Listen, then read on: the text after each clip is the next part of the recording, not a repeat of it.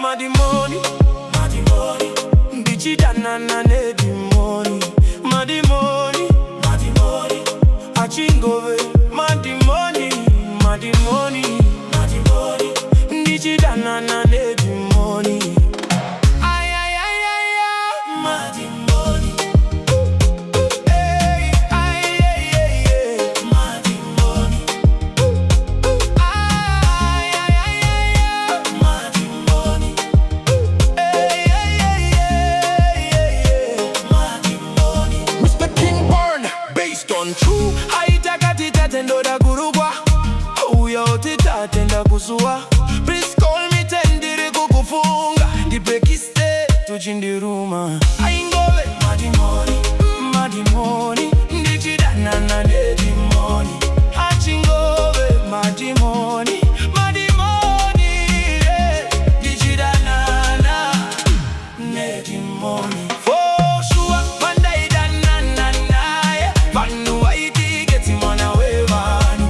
Uku achijifondera, panu achifonyora, irigeti mwana wevanu. For sure, pandaidana na naye, panu waitigeti mwana wevanu. Uku achijifondera, panu achifonyora, irigeti mwana wevanu.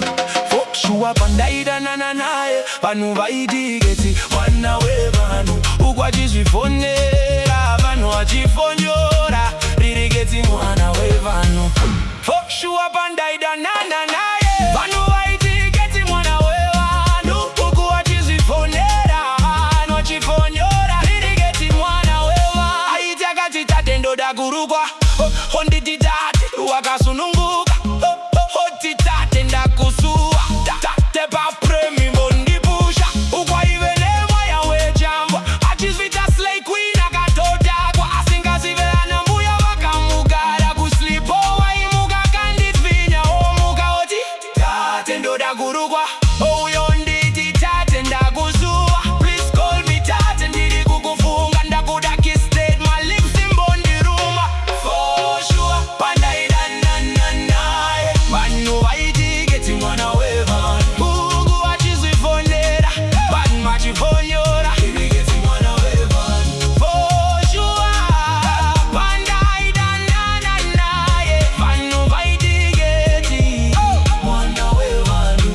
Uku achizvifonera, panu achifonyora, irigeti mwana wevanu. Zvaiti zvamugara zvaipe